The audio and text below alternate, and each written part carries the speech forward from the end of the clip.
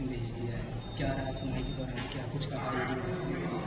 देखिए, judicial custody में भेज दिया है 14 दिन के लिए। नेक्स्ट हेयरिंग जो है केजरीवाल जी की वो 15 अप्रैल रहेगी।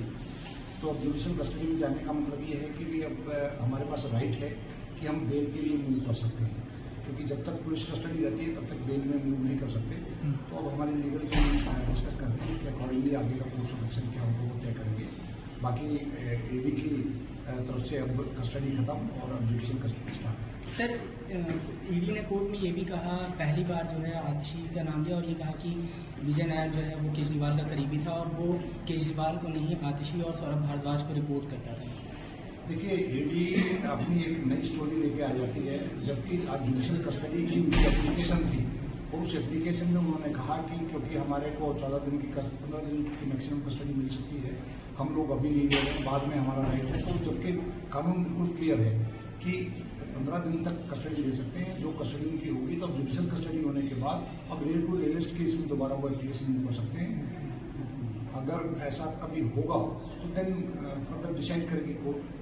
सर, अगर राजनीतिक पॉलिटिकल फ्रंट पे देखें तो अब जैसे कि सीएम साहब जेसी में चले गए हैं, तो क्या जेल से जो उनकी सरकार की कार्रवाई है, जो एक्शंस हैं या जो फंक्शंस हैं, वो करना उनके लिए पॉसिबल होगा? देखिए, कानून के अंदर जो प्रावधान है जी, उसके अकॉर्डिंगली सरकार चलेगी और उसमें जो भी जेल मैनुअल्स और जो, क्योंकि ऐसा हिंदुस्तान के अंदर पहली बार हो रहा है कि एक सर्विंग मुख्यमंत्री जो है वो जुडिशल कस्टडी में। सर, क्या जेल मैनुअल ऐसी अनुमति देता है कि कोई जो आरोपी मुख्यमंत्री हैं कस्टडी में कहीं किसी चीज में साइलेंट होगा तो उसके लिए कोर्ट ऑफ लॉ है, तो कोर्ट से वो परमिशन लेके उसके अकॉर्डिंगली काम करें। क्या सर उनकी जगह कोई जो उनके अनुपस्थिति में कोई जैसे सिग्नेटरी किसी को बनाया जाए? क्या कोई अभी तक ऐसा निर्णय लिया गया है कि उनकी एब्सेंस में कोई? माननीय मुख्यमंत्री जी को बार बार दिल्ली की जनता ने, आपको देखा कल बहुत बड़ी रैली के अंदर ये सवाल पूछा गया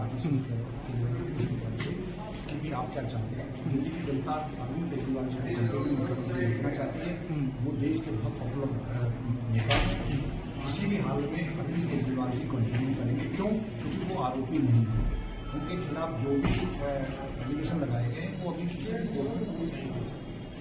सर, एक और आखिरी सवाल, कल गहलोत जी को जैसे ईडी ने सम्मन दिया था और आज 2 आम आदमी पार्टी के नए नेताओं का नाम जो है कोर्ट में ले लिया और ईडी की तरफ से ये भी कहा गया कि हम आगे भी कस्टडी ले सकते हैं क्योंकि उनके पास भी समय बचा हुआ है। ऐसे में आप इस पूरे जो घटनाक्रम है उसको राजनीतिक दृष्टि से कैसे देखते हैं? देखिए, ईडी पूरी तरीके से भारतीय जनता पार्टी और नरेंद्र मोदी जी की इंस्ट्रक्शन पे काम कर रहे हैं। वो लोग हमारी पार्टी को पूरी तरीके से निस्तानाबूद करना चाहते हैं।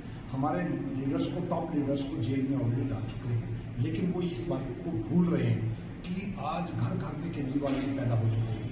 केजरीवाल जी एक सोच है, एक विचार है। उन्होंने जिस तरीके से वेलफेयर स्कीम्स चला के और प्रॉफिट का बजट दिया है, ऐसे नेता को, पढ़े लिखे नेता को, ऐसी पार्टी को, एक एक कार्यकर्ता हमारा पूरी तरीके से, मैं भी केजरीवाल, ये मुहिम आपने देखा और पूरे देश में ये मुहिम चलेगी।